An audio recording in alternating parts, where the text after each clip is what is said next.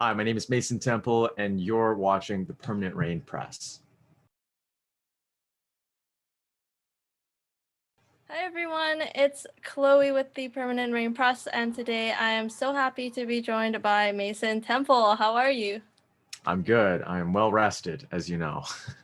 We were just talking about it. Mason needed to get some rest midday, but he's all chipper and ready to go now. We're all good now. How have you been dealing with the heat these past couple of days? Well, better than the first heat wave. Granted, that was insane. I think it hit the high in Vancouver proper. I think it hit a high of 43. That was that was ungodly. Right now it's like 33, which is still extremely hot, but I just keep telling myself at least it's not 43.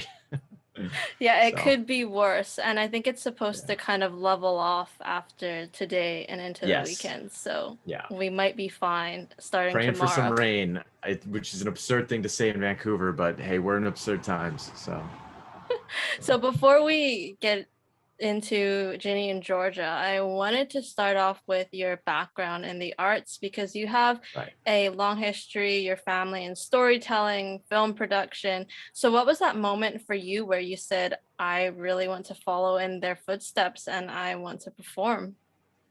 Um, well, it kind of happened in a variety of different moments, but the probably most integral moment in grade 7, I was asked to be a part of a play in my where I grew up. A play being done by Stage North. It was A Christmas Story, so that's the Christmas one with the BB gun and the leg lamp and all that.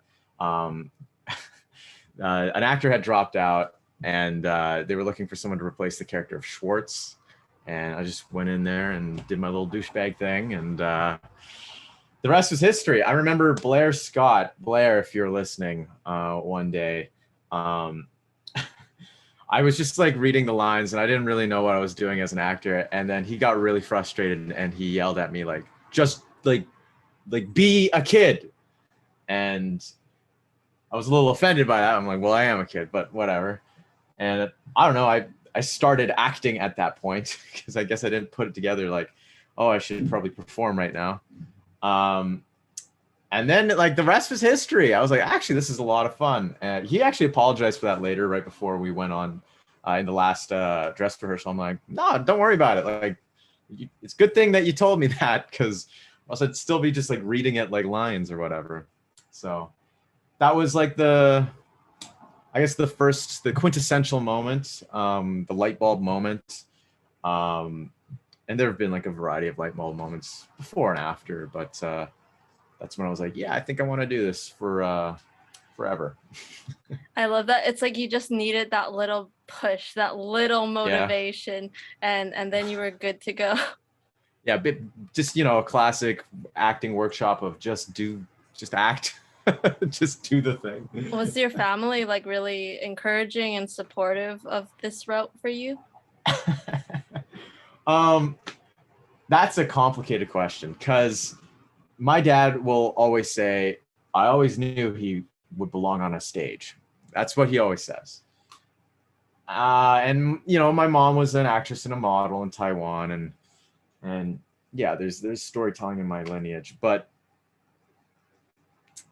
uh, my parents weren't always jazzed with the plays that I did. Like they were fine when I did Midsummer Night's Dream or Willy Wonka or whatever. That was always fine. But when it wasn't like a school related project, and it was like because at one point me and a bunch of friends created our own theater company to compete against Stage North, the aforementioned Stage North.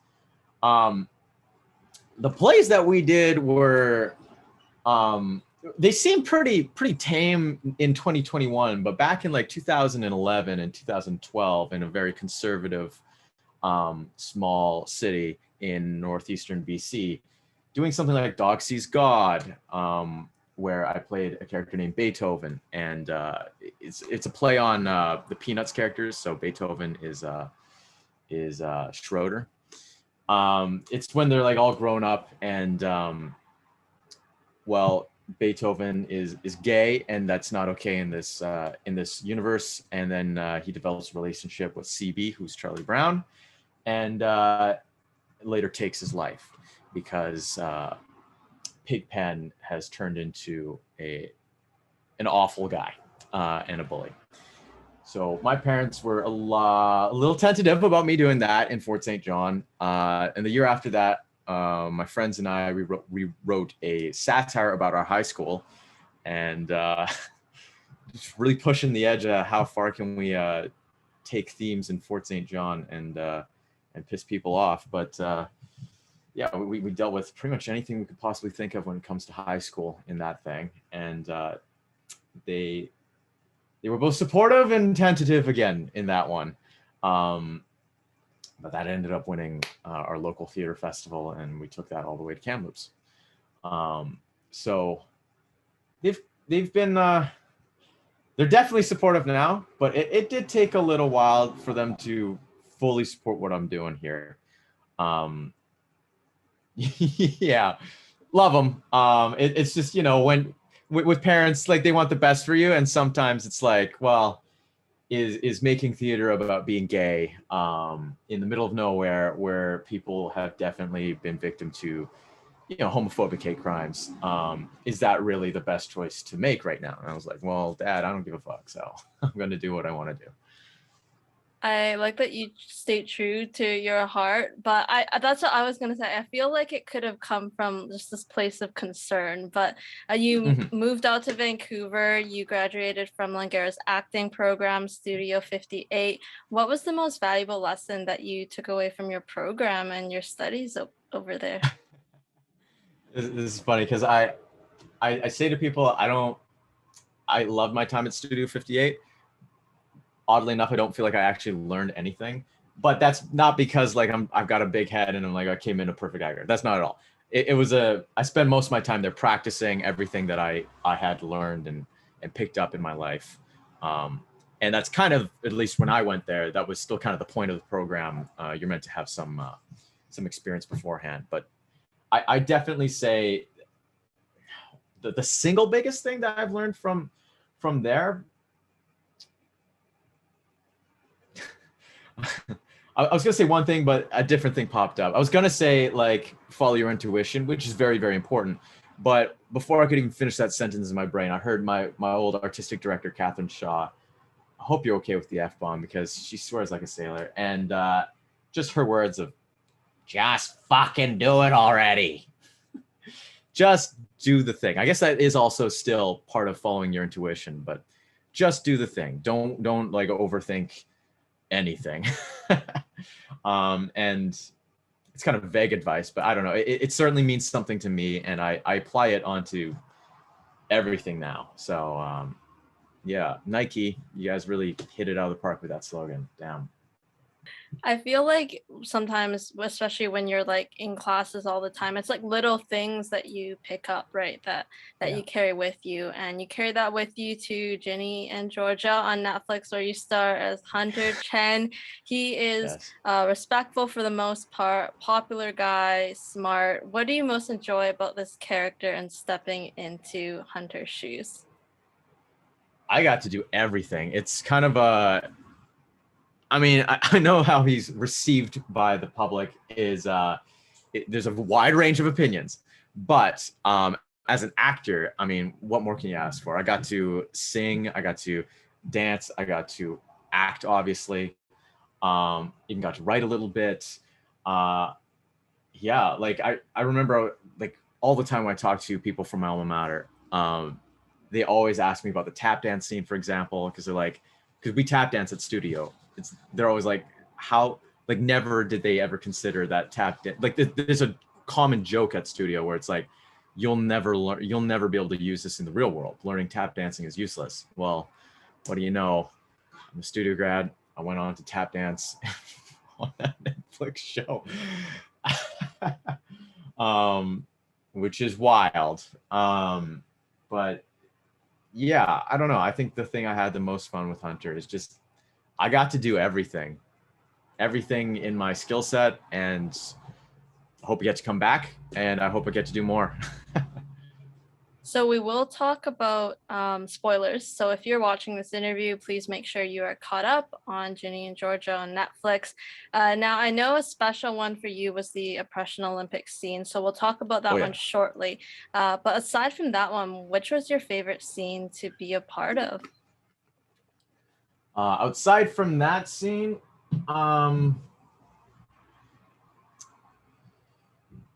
probably I'd say, well, actually a lot of them rank really high. I don't know if I don't know if there's a clear-cut winner for number two, but I know sophomore sleepover, just that day in general, was really fun. Like I'm really tight with the rest of the cast, and I mean we're all friends. I think that was the day we were all playing Smash Bros with each other, in the green room in between takes. I still remember the I Can Barely Breathe scene. I remember the wide shot. We just got it in one take, and that's the only time I've ever on the entire show I got something down in one take, which is like hell yeah. That I'm gonna remember that forever, you know. And my last day was the big breakup scene with everyone, and that was a heartbreaking scene and a heartbreaking day where it's like this is over, and you know I'll see you at the rap party on the weekend. And yeah, I also feel like that was some of my better acting on the show, and that was some great acting from everyone involved. To be completely honest, it was a really surreal moment, just to, like, observe. These are all my colleagues, and everyone's like just cranked to 10 right now and killing it. Yeah, I'd say probably those three moments then. I wanted to talk about the last one you just mentioned in the school hallway. So that's when Ginny's secrets are all aired out. Hunter punches Marcus. Is there an art to the fake punch? Yes, there is. Basically, like it's mainly framing. That's mainly what it is. You do learn this stuff in acting school, and then I mean we have a fight choreographer, so obviously it's not up to Felix and I to make this thing up. So she choreographed the whole thing, and I mean it's just like one punch, but yeah, it's mainly framing and just like getting the right sort of strike. So, Was there man, ever I a gotta be moment honest, you were like super close to his face that you almost punched him? no, like he was never in any danger. Like Felix also knows what he's doing. I gotta be honest, like it's mainly in the cell of the punch. It's not really the person that's punching. So that goes, all that credit goes to the choreographer and Felix. I was just there for the ride. So You mentioned the sophomore sleepover. It was a lot of fun. It did look like fun with the photo booth and everything, but was it lit? Is that a term that you use in your everyday life, or is it just Hunter? oh my goodness. So there are a lot of things about Hunter that people are like, really picky about. I gotta be honest. Like I think teens are um they don't want to come to terms with how cringy being a teenager is. I don't know how old you are, but I know, I did as a teenager. I had a lot of really strong opinions, and I legitimately thought like 2010 fashion, like like party rock anthem, that sort of era, that was always going to be cool. And then immediately it wasn't cool. um, I distinctly remember having these kinds of opinions, and I probably would be no different from any other person saying like, "Oh, Hunter saying that's lit is so cringe" or whatever. Um, this show was shot in 2019, and life moves by so fast now. Like I know the dab is like something that was ripped apart and all that. I dabbed ironically, and I think it's hilarious that the editors kept it in because I didn't think that was going to age well either. Like it's a trend. Obviously, it's not going to continue. But I mean, like, whatever. It was filmed in 2019, and I remember I still sometimes get DMs where people are like, "It's 2021. Stop dabbing." It's like, we didn't film it yesterday. We didn't film it the day before you saw it. We filmed it like 2 years ago. So as far as its lit goes, I mean, I still say it, but I'm 25. I'm an old fart. Like I am it's bizarre because like I never really considered myself a millennial because I'm born in 96, the top of 96, but born in 96. And like Sarah Lampert, the creator of the show, she's a millennial, but she's like 5-6 years older than me or something like that. That's what I imagine a millennial to be. And then but now I'm like, I can't, like, what does no cap mean? I have no idea. I remember I finally got a hang of yeet. I was a little late to the dab scene. That's why I dab ironically, because I just think it's ridiculous, that motion. But yeah, I don't know. I'm definitely not 16, like Hunter is, or he might be 15. I think he's 16 though, but I'm not that. So yeah, it's lit though. It's crazy how like memeable your character is on social media. I think you need like a Yes. crash course in Stan Twitter. I think I'm a bit older than that Stan Twitter too. It's like they use all these terminologies, and I'm sure like every day, if you wanted to, you could learn something new from either what they're calling you or like what is there's like moot. I still don't know what that means. Is that I just have like a yet to even synonym hear for moot. Stan? Okay, well, you might I don't have know to that go one. look at that later. I know everyone's like calling me bestie all the time in like a derogatory manner. Like, bestie, you need to leave Ginny alone and all this stuff. And it's like, my name's Mason Temple. I'm an actor. I don't know. Like, part of me wants to say, hey, maybe I did a really good job that like people can't discern that I'm acting, but maybe, I don't know. I have no idea. I did my job though. And I don't know. I think Hunter's like, he's a corny dude, obviously. Like, I thought everyone knows that and everyone thinks that on the show, but cringe to me, maybe cringe means something a little different to me. Cringe is quite a harsh word for me. And I don't think he's cringe. I just think he's like adorkable, but I don't know. Maybe he's cringe. Maybe things don't translate to a different generation as they do to me. So, c'est la vie. What is interesting is like, okay, so you mentioned them. There was the tap dance scene in the hallway, the I Can Barely Breathe song for Ginny, and the Snapchat Happy Friday. Of those three, which do you get the most flack for? What do you think? What do you think it is? It's between the Happy Friday or the It's tap only dance. Happy Friday. Like, the tap dance I get flack for, but like whatever. Like, obviously, like I gotta be honest. When I think of the tap dance, I've told the story a bunch of times on interviews, but the long story is I suggested it as a joke, and then Sarah wrote it in. And yeah, you said she said it's hot, and she left it in there, and then you yeah, left I was that like, day thinking nobody does this. no.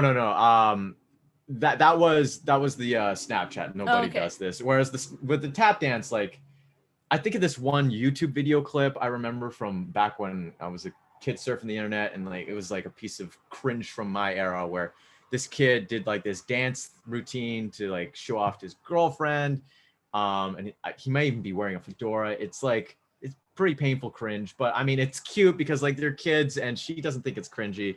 She just kind of thinks it's cute, and that's sort of what I imagine. Like, that's what's happening here. Plus, like, as me, the actor, I'm playing it as, oh, I'm Hunter and I'm a cornball, so now I'm gonna step it up a notch. And I'm gonna tap dance down the hallway. It's ridiculous. Like, I'm playing it like Hunter's in on the joke, and he's just committing to it. And people still give me flack, but surprisingly, a lot of folks in what seems to be almost exclusively Latin America, like South America, seem to be really into it. Culture thing, probably. But the Happy Friday thing, that's a whole nother thing. I've got like a cameo where people, since the show's come out, people have asked me to do a personalized Happy Friday for them. Guess how many times I've done this? 100. 326 times now, I think. I got another 3 in the queue. Like, and people pay for this. Like, it is. I'm gonna go to the grave and it's gonna say Happy Friday on my tombstone. You know what I mean? Like, it is. weird. I'm officially a meme. Um, and yeah, I've told the story about Happy Friday and how that came to be. It was just a miscommunication with creative folks, and Sarah couldn't come in because she was concussed, so she couldn't oversee anything. So everyone was just kind of spitballing, and it's my first gig, so I'm not going to say anything. They tell me to jump, I say how high. But I did definitely leave going, no one does that.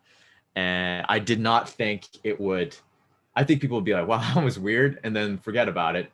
But alas, teenagers don't forget. And you know what? I probably wouldn't forget that either if I were still a teenager. So yeah.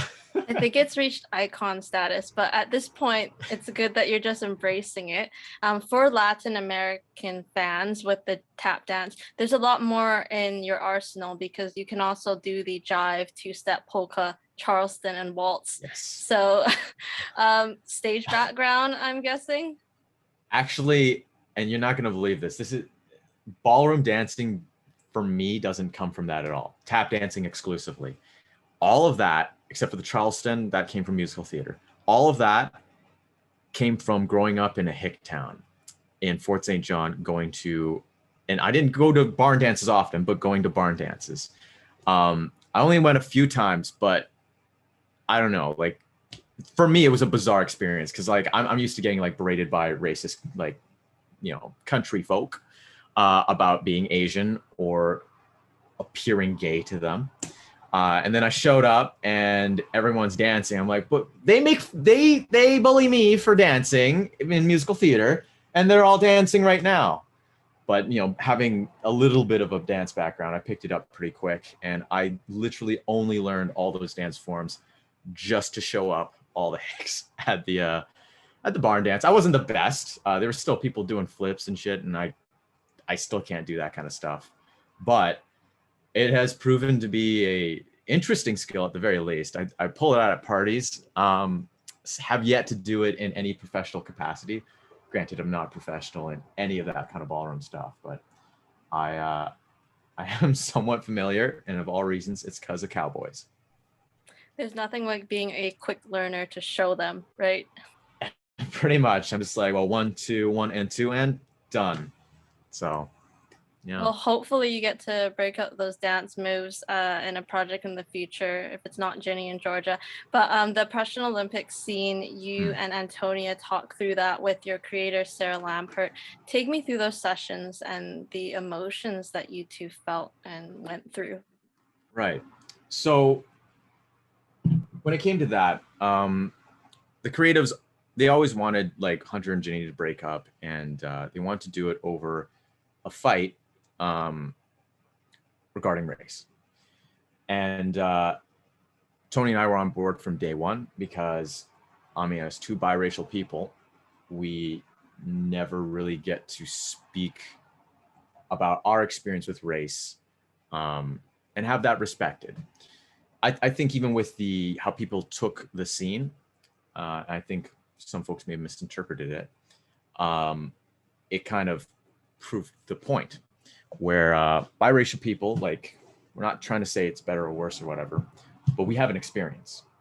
And it's even among biracial people, obviously, it depends on what your mix is. It's not just biracial people, it's mixed people. But biracial people face a very specific, strange thing where they come from two cultures and they are often rejected by both.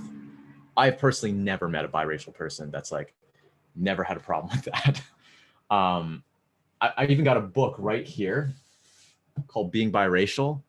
It's an entire book about this phenomenon and the weirdness of existing in between two worlds and never belonging to either. So we were both very curious in how this seems going to play out and how to write it. And Sarah, it was just like some private sessions with Sarah where she just talked to us about what our experiences were, and we voiced, frustrations we've had in our lives, talking to people about our experiences and, the gatekeeping, the constant gatekeeping. We even pulled specific direct lines and examples from our lives. And then we gave them to, each other character to say to each other, which I find it very interesting that some people say the dialogue feels bizarre, stilted, not like something a 15-year-old would say, when these are literal examples from both of us when we were 15.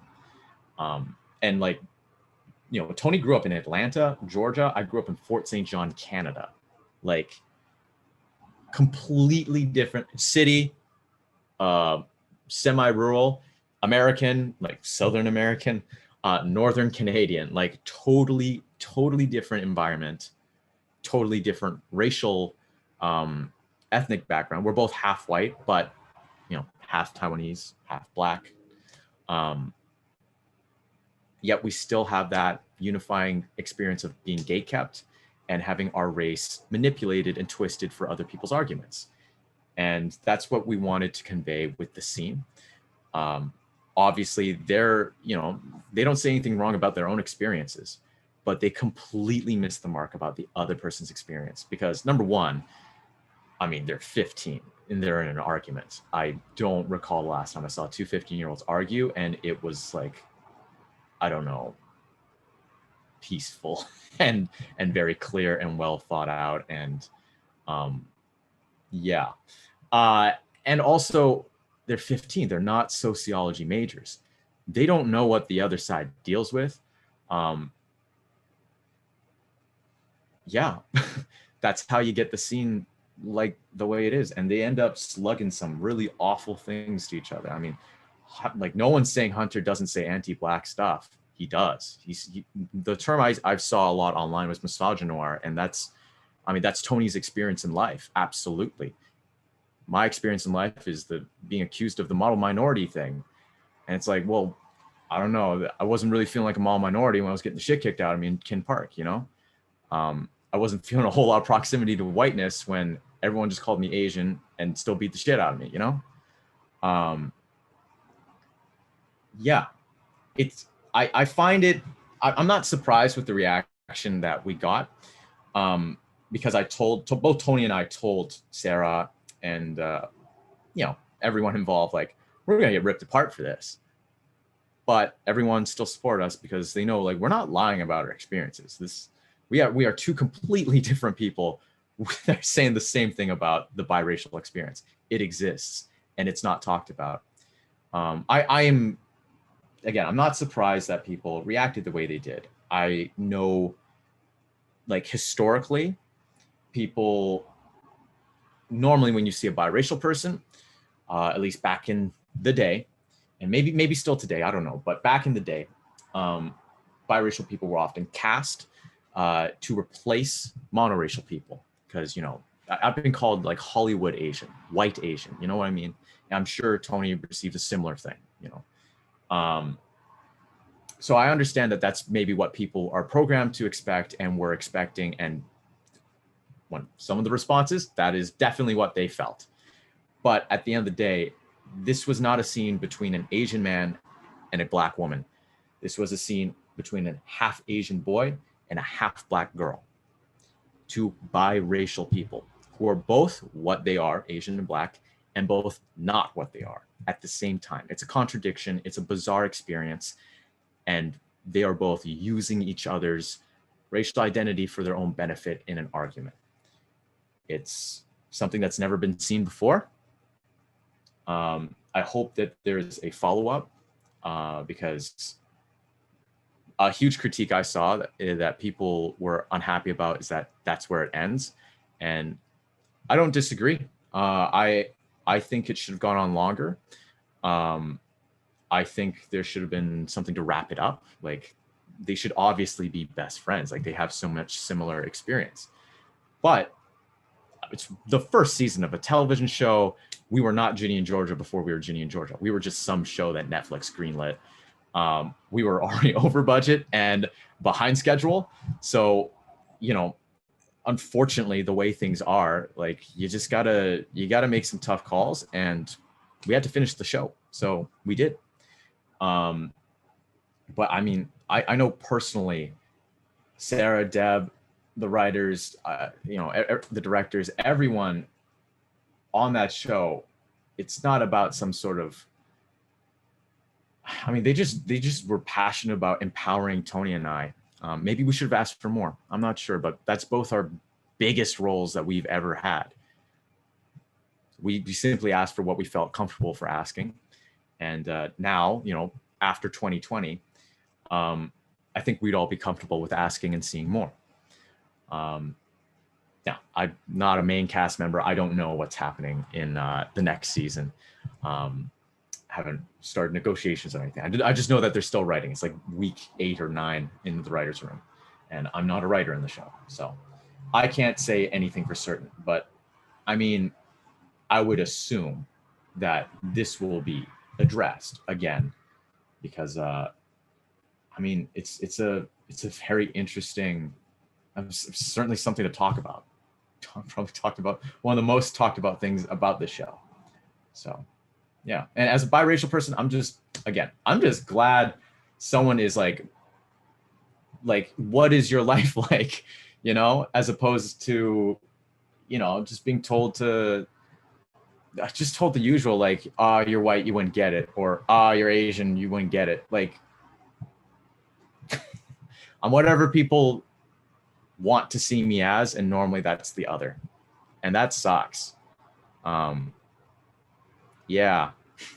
Thank you for sharing your insights. I did want to commend the show because I know that your creators, writers really wanted to highlight different racial experiences and really just show that all of them are valid. And I think something to come out of it is like not to discredit one another. So when I saw feedback about, you know, the dialogue too, I was thinking, I know that you and Antonia kind of wrote this and took from your own experiences. So it's not really other people's place to say that can't happen to you. But again, more productive discussion. I also would like to see that in season 2, should those characters be ready for it. Aside from that, what else would you maybe like to see or explore with Hunter? Because I feel like he can't disappear at this point. Like, that's not fair to you as a person. That's not fair to Hunter as a character. Even though I know some people are like, can he just disappear? And that's rude, by the way. No. Like, here's the thing. Like, as far as the character Hunter goes, if people hate the character, that's fine. That's okay. Like, if Hunter is the heel in this situation, that is okay, because he's a character. In fact, that's probably really good for the show.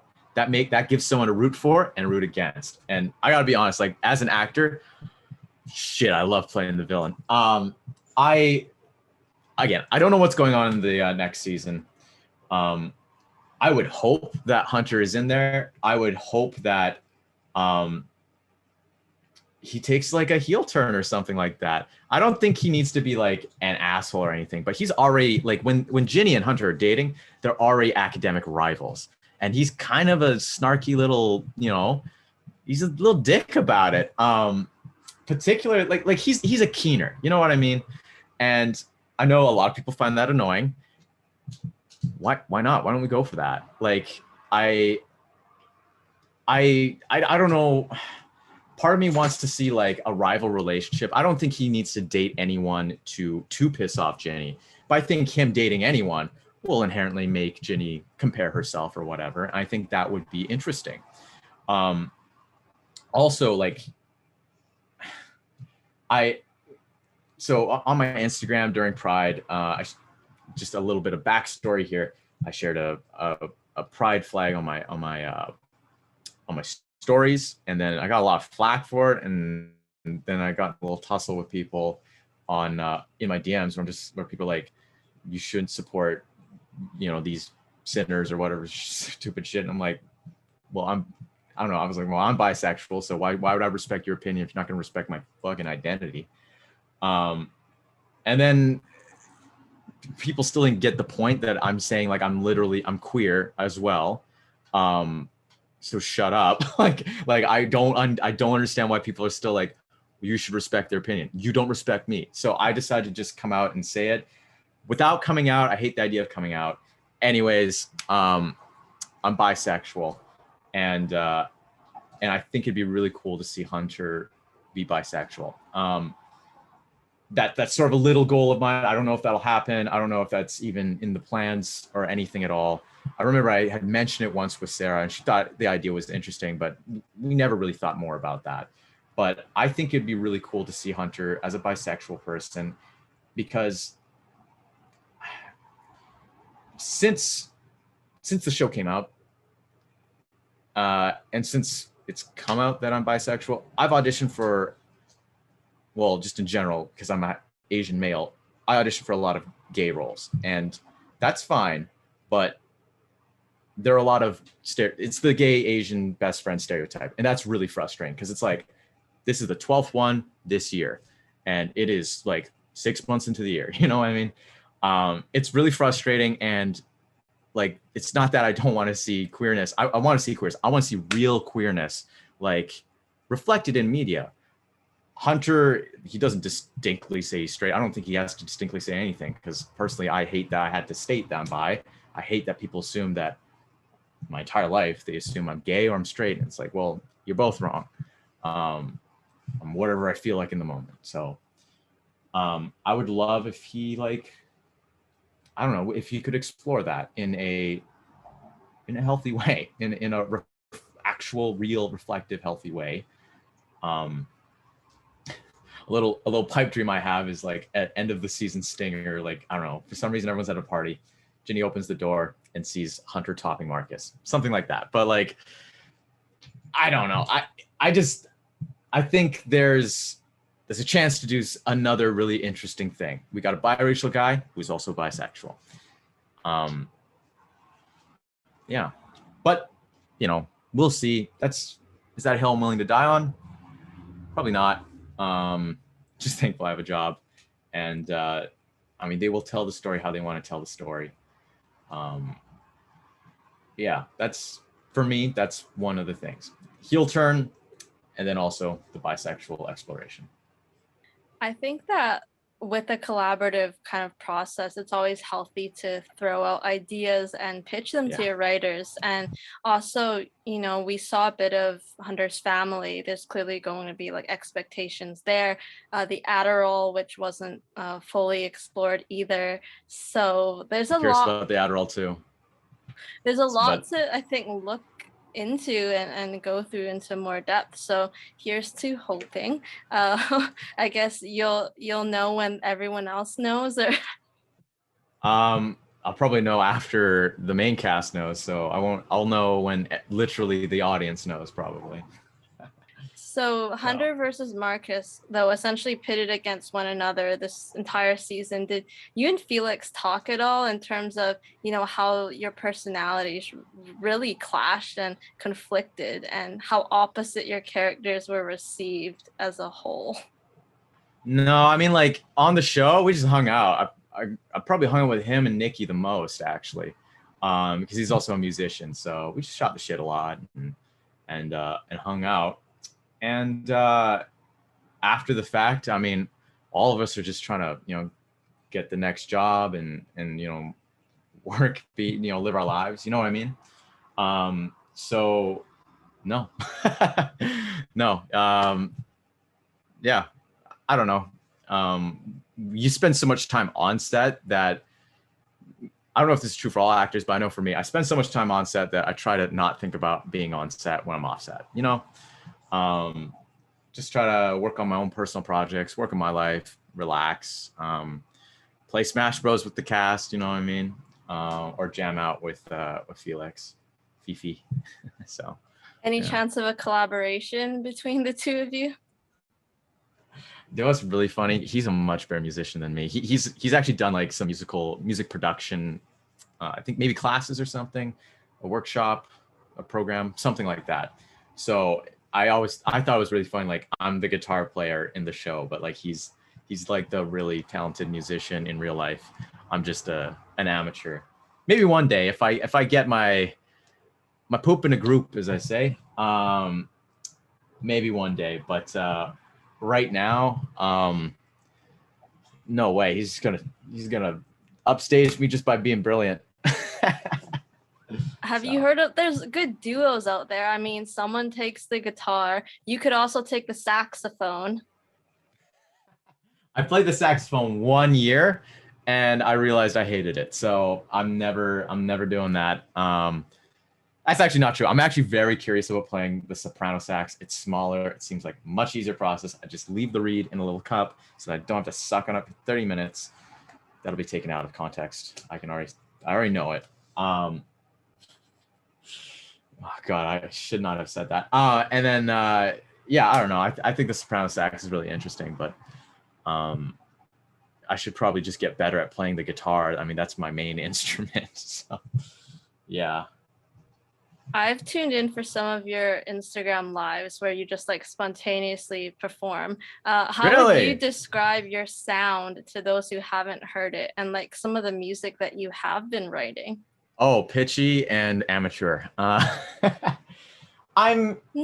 it's good. I think the ideas are good. I just need to get better at doing the thing. I think I know why I have such a problem with that. But that's a whole separate thing. I'm not even going to talk about that right now. But I don't know. I don't know really what my style of music is. I really liked emo music growing up, and then as I got better at guitar, I really gravitated toward like the Black Keys, Chili Peppers, really fun things to play on the guitar, fun riffs. I never intended it to be more than a hobby, but now that I'm composing music against the will of myself, music is just coming to me. It oddly comes in, like, I don't know why, but they're like jazz chords in there, like sevenths. I never like grew up listening to jazz. I don't know what that is. I don't know why, like my favorite chord, what is that? A seventh? It's like G7 or something. I don't know why I throw that into everything. I have no idea what's going on in my brain. It's honestly a mess, but sometimes it comes out and it's like, hey, that actually sounds kind of nice, or, oh, I could rap those lyrics or whatever. Lyric wise, actually, I do often think about my lyrics. Consider myself a better writer than a musician. I remember I was in a gifted class growing up, and one year we always had to study a bizarre array of things, and one of them was song lyrics, specifically Bob Dylan and Leonard Cohen. So I don't know, I feel like I'm always trying to impersonate like A Thousand Kisses Deep or Boogie Street or Highway 61 in my writing, just trying to be as complex as possible. And I have no idea how is any of it working, or is it just super pretentious? But at the same time, I look at like lyrics for other songs, I'm like, well, I don't know, that's like a Billboard top 10. That's kind of ridiculous. So, not naming names, but lyrics are lyrics. I don't know, maybe I'm overthinking it all, but they rhyme sometimes, and I think they're fun. And I'm trying to embrace myself and my artistic musical impulses, I suppose, because that's all very new to me. That didn't come until very recently. So I think as long as you're doing what feels right and makes you happy on the page, then it works. You mentioned, it's been almost 2 years since you were last in Toronto filming season 1. Is there any kind of group chat with the cast? Just, hey, how are you doing? Like, is everyone excited, hopefully looking forward? Because it's going to be 2 years since you all had been together as a group. Yeah, like I remember immediately after, like before the pandemic hit, like we were on that thing quite a lot, actually. It's named, I forget what it's named, but it's something about Ginny and the people who are better at Smash Bros than her, or something like that. Something ridiculous. It's a cute little thing, because Tony's actually extremely good at Smash Bros. It's very disheartening. We both main Kirby. She's the better Kirby, and it's depressing. But well, my ego really took a hit on that. But then the pandemic hit, and we all every now and again check in on each other. But that kind of, it kind of put everyone back into their own lives. And you got to take care of your immediate group and just even yourself during that kind of stuff. But yeah, every now and again, someone will pop in and be like, God, I miss you guys. And I can't wait for us to be filming again. Love you. And then everyone will like it and all this stuff. But yeah, God, I miss those guys. So, a lot of them also, like, it would be easier if some of them were out west with you, but most of them, aside from Felix and Tony, are back east in Toronto. But you did see Chelsea, right? She was in town filming Kung Fu. Kung Fu, yeah. So Jen and I are the only ones that are from Vancouver, but I mean, love Jen, but we don't really hang out. she's kind of a big cheese, and I'm just some dude. I'm literally just some dude. And it's also a pandemic. Jen, if you're listening, let's do some KTV. But yeah, I'm just some guy they plucked out of Vancouver. Everyone else is either from LA. Tony's from Georgia, obviously, and everyone else is from Toronto. So I'm just kind of isolated over here. Fun fact, I have never had a speaking role in Vancouver in the film and TV industry. I did like this one small bit for Lifetime, but that was even filmed in Victoria. So I've never said a word in any Hallmark, show. CW. Hallmark, CW, Seth Rogen or Ryan Reynolds thing. Damn it, you guys, come on, help a Vancouver brother out, hashtag go Canucks go or something. I don't know. You need like a Daily Hive campaign for that.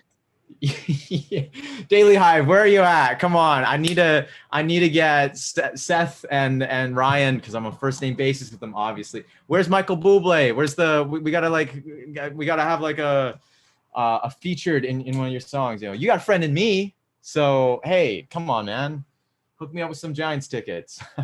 I don't know. I'm it's get the ball weird. rolling. Yeah.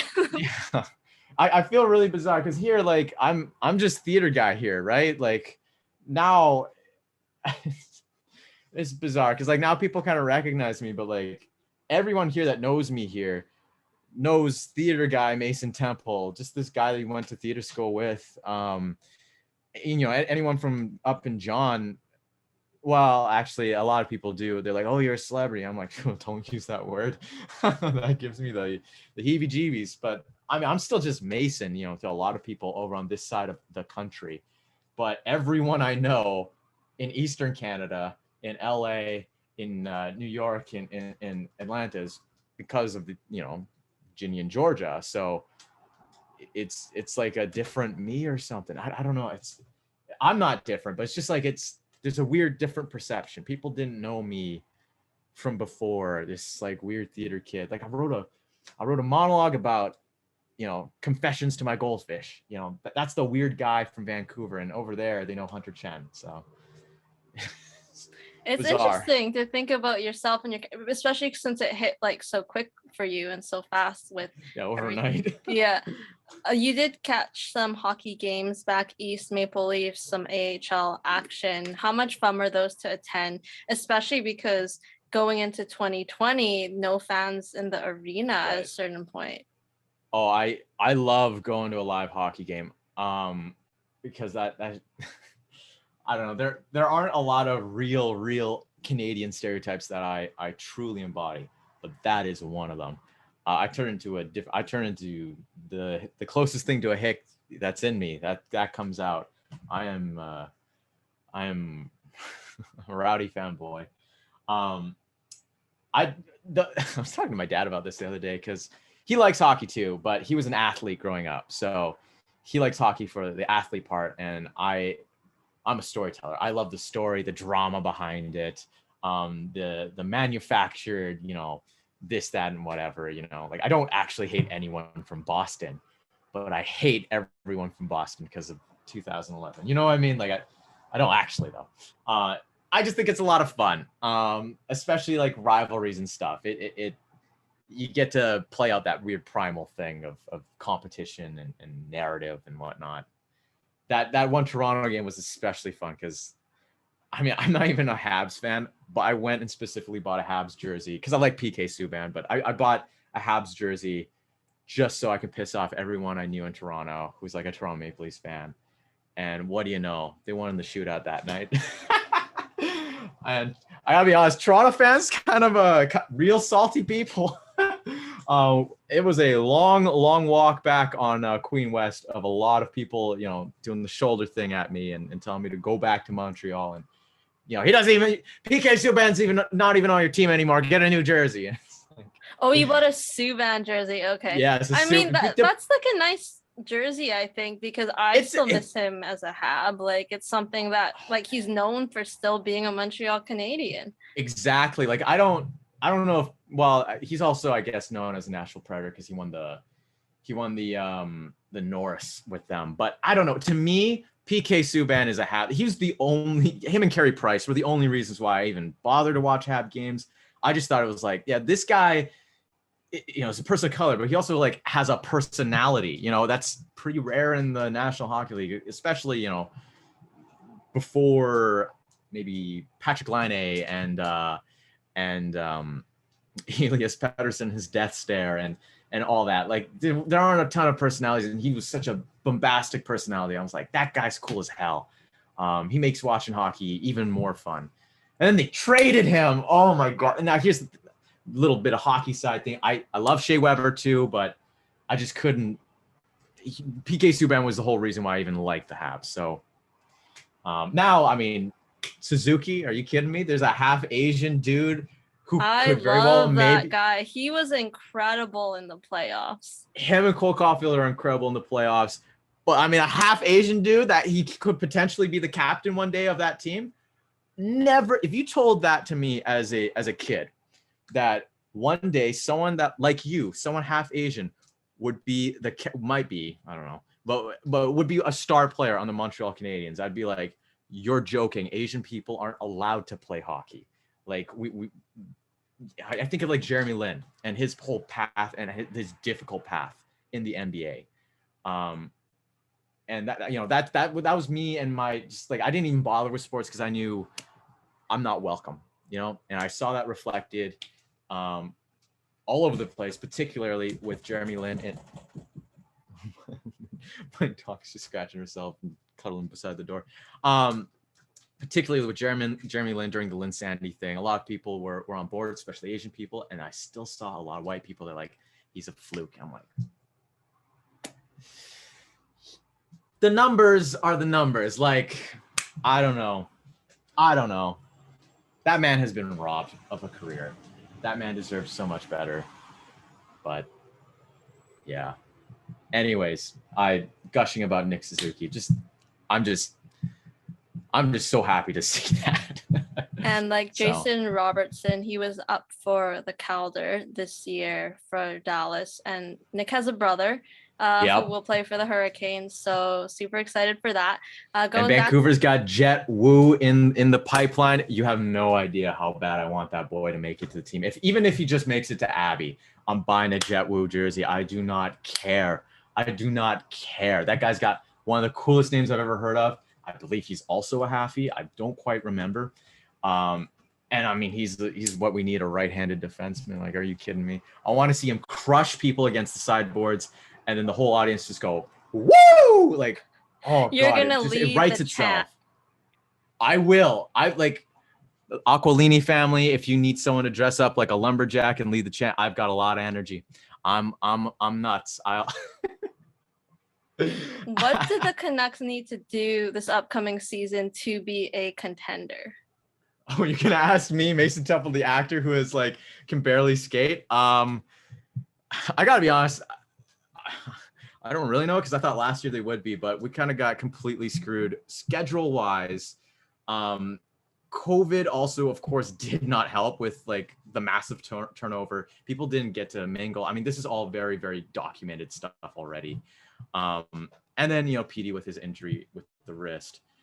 I think as a fan who doesn't know much about the technical stuff about hockey and is doing his best to keep up, I think they need to go hard, win puck battles, and win deterred. No, I think they need to buy in. I think with the new coaching staff, I know there's been a lot said in the fan base about Brad Shaw. I don't know if he's going to be the Messiah, but I think his perspective will certainly help Travis Green.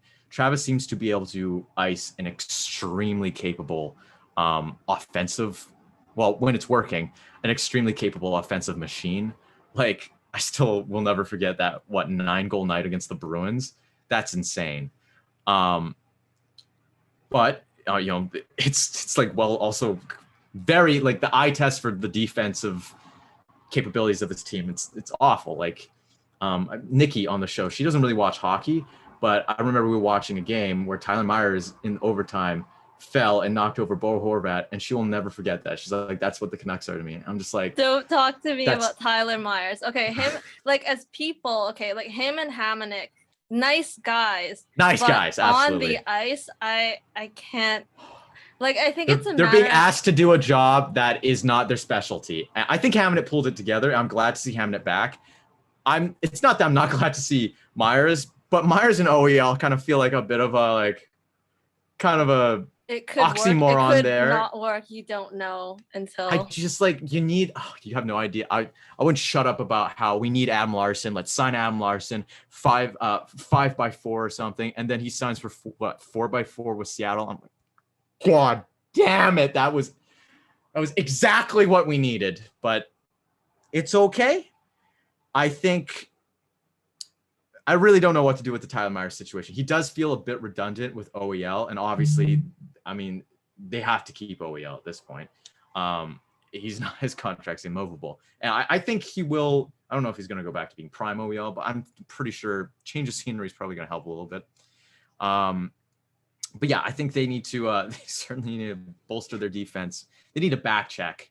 But I'm personally, like, all the technical stuff aside that I really don't know about, I'm optimistic because I think the group actually, like, I think last year was good for the group in the sense that they made it into the playoffs out of nowhere. No one thought they would make it in the bubble.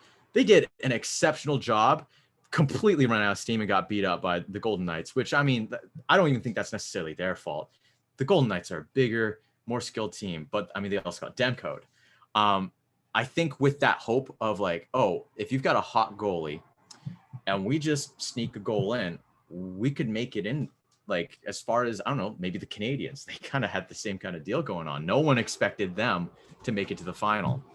And I think this forward core, at the very least, is the best core since I've seen since probably 2011. Unless people have a lot of down years, but like it on paper, it seems like my only question is who's going to play what left side fourth line. That's not a problem. You can throw anyone in there. You can throw me in there. Don't throw me in there. Don't throw me in there. There's no such thing as a bad player in a salary cap league, because, you know, it all depends on what your salary cap is. Even if I paid you $50, I'd still be a negative asset. You know what I mean? I can't skate. So no one's gonna throw me in there. But yeah, like I think the biggest question mark is always like, will people perform to their contracts? Of course, you know, will people have down years? But other than the defensive question, which everyone's very, very aware of, I think this group could do something, could do some damage, or it could be totally wrong. And then I will lose some money on BCLC. No, I've learned my lesson. I'm never doing that again. betting on the games. So the last 2 years, I thought the Golden Knights were going to win a cup. And come on. How you going to do me dirty like that, Golden Knights? Damn it. Now I just, whatever. Probably be Tampa again. Actually, I don't think it'll be Tampa this time. I think Tampa moved some of their pieces around, like some of their cup winners, like Yanni Gourde gone. So I guess we'll see. I'm hopeful for the Canucks. It's always like that attachment thing where all the losses just hurt so bad, especially leading up to the playoffs when they're in the picture and then they gradually slip out. But looking forward to seeing hopefully fans back in the rink in some capacity. Absolutely. Rogers. I cannot wait to chirp every one of my friends who do cheer for different teams. I can't wait to chirp Seattle fans. Like, I don't even hate Seattle yet. I think they're a very interesting team. I do not know what to expect because I mean, I don't know. I learned my lesson with Vegas. Like I was on the bandwagon for them like 1 month in because I'm like, this ship is not stopping. But similarly, I'm like, what kind of a team is this in Seattle? But I'm not going to say they're bad because I was wrong once. They could very well prove me wrong again. So I hope they don't, though. Yeah. You mentioned your pup, Scarlet. Has she figured out that she cannot walk through glass yet? She has. She hasn't quite figured out that she's a golden retriever yet. She does not fetch. I'll throw a ball in a variety of different ways, because whenever I mention this online, people will be like, oh, you have to do it this way or that way or whatever. I'll do it every way. And she just kind of looks at me like, I just gave that to you. Like, why would you throw that again? I'll go up to it. What? And then she'll go up to it, and then she'll walk back and be like, what do you want? So I don't think she realizes she's a golden. She's fighting other dogs a lot less now. And when I say fighting, I mean losing. She's like 0 and 12 or something at this point. I don't know why. We go to the dog park and she finds the biggest dog there and tries to like fight them, like chase them, and like gets on her hind legs and tries to smack them in the face. And then every time the dog goes, and then she goes, and starts crying and goes like hiding on the side or even on her belly or something, and or will run to me and hide behind me. And it's just like, well, you dummy, who do you think you are? Like, you gotta start something, go finish it. She's starting to learn that maybe that's not the best way to engage with other animals. And she picks more dogs her size now, but even still, like, there'll be like some small dogs she'll go and try to, like, you know, be all Joe Pesci and whatnot.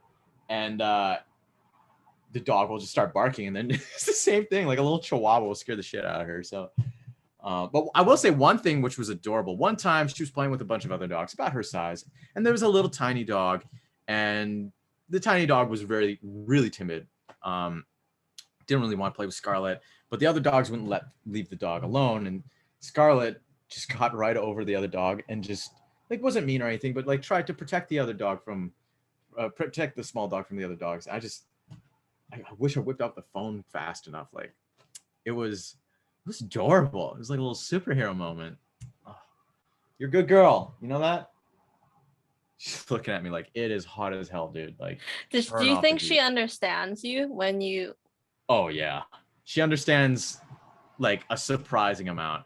I've told her like go left, and she'll go left. I'm like, what the what the hell? But at the same time, like when I tell her to go, potty means pee to her, but poo poo means I'm just gonna ignore him and continue walking down the block or something. Like she knows what that means. She just chooses to ignore it. We're trying to learn rollover right now because she knows this set of tricks: sit, paw, other paw, back to the first paw, down. Now she knows belly, kind of, but I'm trying to get her to roll over. And I don't know if she knows what rollover means and simply just doesn't care and is like, give me the treat, I did enough. Or, hello, you know I'm talking about you. Yeah. She's just looking at me like, oh, you're talking about me. Do you want to give me a treat? Giving me the side eye. Can you pick her up? Yeah, I can. Oh, she's getting so big because when you got her, she was just a puppy, right? She was the smallest little creature, runt of the litter. Now she's getting bigger. Granted, she's about 5 months now, and she's still pretty small for a 5-month-old golden. So you're so cute. Like, yeah, she came over here because she definitely knows I'm talking about her. I don't know if she quite understands what this is or what like the phone is. What she high fives me sometimes or gives me paw when she wants to get attention. Yeah, I don't know if she understands what this whole thing is. Sometimes I feel like she does. I don't quite know how to describe it. She just will like behave like, oh, he's talking to the thing again, and the thing is, I don't know, like I'm obviously endowing this with like another human being's personality is on the other side, but I don't know if she quite knows if there's a person behind it or if there's like, if this is just what it is. She knows what her reflection is, which is very impressive. I honestly haven't seen that a lot in dogs. And she like will pose for photos. I don't know if she understands what that is. Like, I don't give her treats or anything. And I've definitely shown her like on my phone, like I just took your photo or whatever, but I'm not quite sure if she understands what that whole thing is. But c'est la vie. So she's a smart dog, a little too smart, pushes her luck sometimes.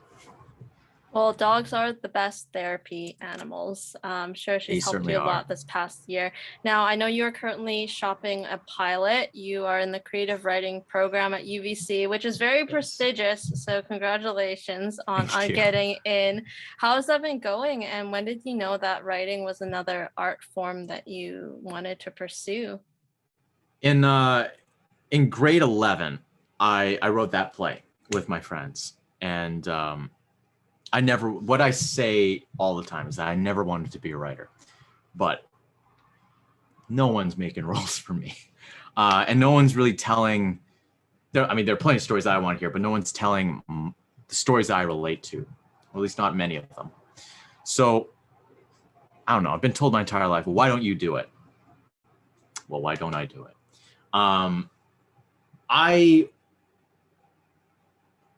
I explored writing. You have to explore writing in Studio 58 in the program, but I didn't have a great time in that writing program, to put it shortly.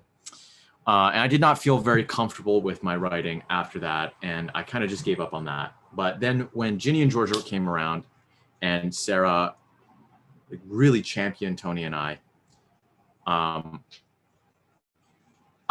don't know. I started considering like maybe I do have something to offer, and maybe I'm not like my writing isn't terrible or worthless or whatever. In summer of 2020, Sarah and Deb both brought up to my attention that Netflix was doing a virtual submission day for Netflix Canada. They want authentic Canadian stories, and I'd already told Sarah and Deb like my life story of this bizarre place I grew up with, really strange things. Really idiosyncratic place, everything from a peg-legged stripper to the Russian mafia, and everything in between. And they're like, you should just like write your story. And I was like, you know what? I will. In 3 nights, I had the first copy of my pilot draft for Half and Half. And it was rough because I'd never written a screenplay before, at least not a completed one. And I've been working on it since, because obviously Netflix didn't take it. But I've been working on it since, and I have since done the some creative writing courses in UBC to get more credit so I can get into the major. And now it's to the point where my manager read the latest draft, and I mean, he's just a white dude, you know what I mean? And he loved it, which I was a little concerned about, because I'm like, I don't think there's like no value in pieces that are like social justice based or whatever, but I want to tell an enjoyable, fun, engaging story about that. You know what I mean? And there are plenty of good examples out there of stuff like that, but it's just, I don't know, it's so integral to my life, the whole biracial experience. And that's such a hard thing to explain, that I don't want to get like sidetracked with like just, I don't want to be telling a nonfiction piece when I'm trying to tell like an engaging story that happens to incorporate that experience. The main central theme of Half and Half is just duality, being bisexual, being biracial, having different perspectives among your friends. A big moment in the pilot is that one of my current roommates, Tristan, his character Tyler and my character Christian don't even realize each other are biracial, because he's got darker skin and black hair, and I have lighter skin and white hair. And also in Fort St. John, neither of us have ever met another biracial person. We think that's what a biracial person looks like. So initially we don't get along, and then we realize our similarities and become friends. That is how him and I became friends. I don't know. That's a story that I definitely didn't have growing up, and I don't know, maybe that would be something that will, people would value. At least like the other Mason Temples of the world, the other Tristan Joneses of the world. But to hear that my manager, a white dude, got it, enjoyed the ride, and just wanted to know what happens next. Oh, God, that feels great. I'm hoping to, shop it around. We'll see. It is tonally like juggling Death Note, Mean Girls, and Ozark. That is a very strange thing to tell people. But I'm confident if someone were to read the script, they'd be like, I see what you're going for here. It's wacky. And it's bizarre, like there's an eccentric man in a top hat who is essentially Christian's imaginary best friend, his way to personify his intrusive thoughts to deal with how complicated his mind is. And it encourages him to inflict violence upon other people. That's an aspect of it. And then there's the bratva. And then there's a whole socio-political scene of high school and middle school. It's a really strange show with a lot of different priorities. And I don't know, maybe one day people will get to see it. So I think that's the only exciting. thing I'm working on, though. That's exciting, and wacky works sometimes, and especially like it's coming from a personal place, dealing with social commentary, but also identity. So cross our fingers for you. Hopefully, hello Netflix. I don't know. I wonder if you're like, I gotta be honest. I don't think Netflix would ever purchase this thing. I don't think that's. Maybe Hulu has some. I think just sheerly because of the topic, the subject matter, and the words that are used in the show. I don't think this is Netflix. This is like an HBO thing, maybe even just HBO Max. Like there have been things said to me in my life that would definitely not make it on cable television. I don't even think makes it on Netflix. You know what I mean? Are you picking up what I'm putting down here? There are things that have happened in my life that I don't think would be allowed on there. But hey, Netflix, baby, if you are interested, hit me up. But I also understand if you're like, yeah, that doesn't really fit in our YA category. Holy crap. So they just had a new show out, brand new cherry flavor. That's kind of like, I mean, that's more, I think, dark and grotesque, but it's out there, so you never know. So it maybe they get to the level that my show gets to. I'll give you an example. You want to be first, like Netflix. Yeah. I mean, I already got it. Hey, buddies. I actually had the two Netflix producers read it. And my final edits were what their notes were. One of the lines in there that Christian says to Tyler as they're becoming friends is, hey, we should stick together. People care more about the F word than racism around here, and no one gives a shit about Asians anyways. So, and that's when they become friends, because you see throughout the entire thing, like, just really brutal racism, like slurs, physical violence, all of it. And not just racism, homophobia and all this stuff. Like both those characters will live in the intersection of Asian male emasculation, homophobia and racism combined. And it's rough. It's depressing, but ultimately they find brotherhood through it, and again, that's just my real life. He's my brother. So yeah, I think it's a narrative that needs to be told, and hopefully more people start talking about it, start a conversation. Now, on a lighter note, we are going to move to Mason's food tour of Vancouver. What are some of your favorite places to eat at for people who haven't? The best Thai place in Canada, I think. Pie in Toronto is very good, but in my opinion, the best Thai food I've ever had in Canada is Bob Likes Thai Food, specifically the one on Main where I used to work at. I chose to work at that. I applied there because I'm like, I want some free Thai food every night, and this place is incredible. They jacked up their prices, which sucks, but like it deservingly so. That food is incredible. That is my first place I take anyone. My go-to. Banger through and through. An Chi, probably the best Vietnamese food I've had in this city. What else is there? I mean, like I don't know. I love Main Street. I love so many. I'm so glad so many of the restaurants on Main Street are still afloat. I was really worried I might have personally funded got them through the pandemic myself with how much I ordered. Because I ate a lot during the pandemic. I thought you were gonna say like a ghost investor. Like I wish I were. I'm gonna give a shout out to Chewy's over in Kitsilano. I love their sunrise biscuit sandwich. The most legit Taiwanese food I've had in all of Vancouver. It's a place over in Burnaby, past Metrotown, down Kingsway. It's called The One, and let me tell you, it is the one. It is the most.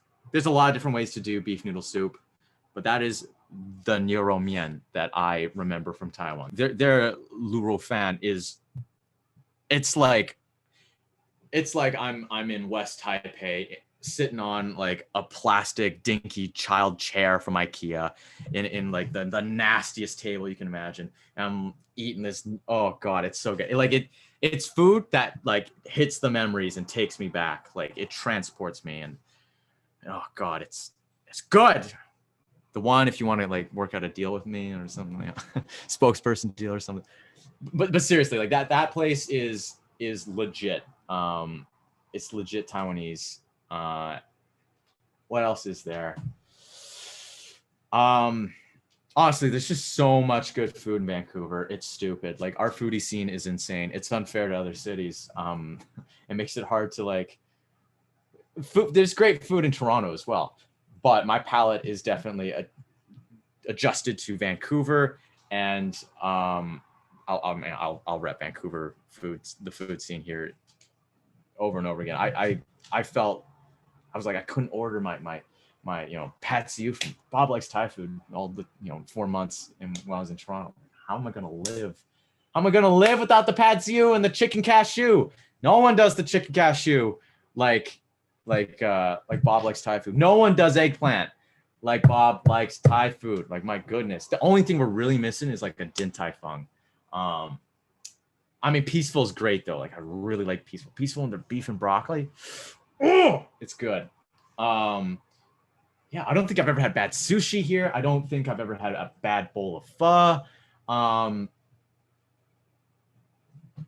Does Korean food?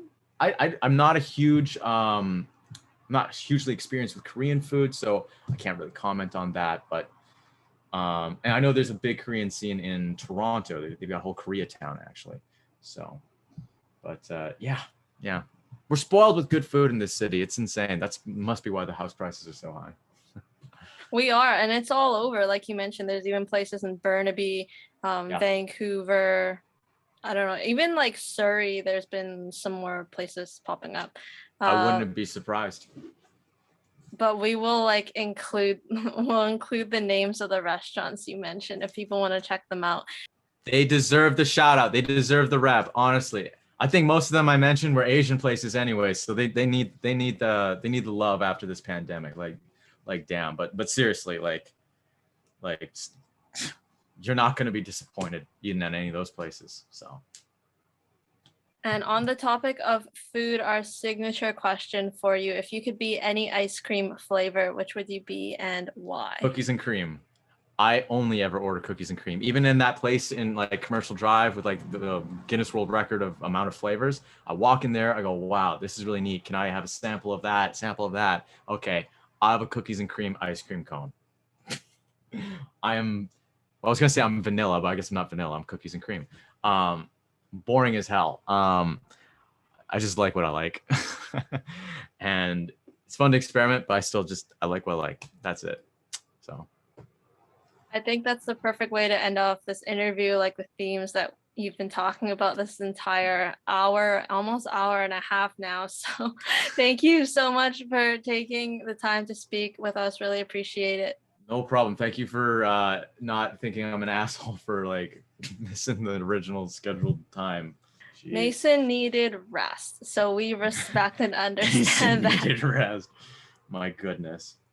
Thank you again so much. Make sure to catch Mason in Ginny and Georgia. Season 1 is out now on Netflix, and we will see you next time. Peace.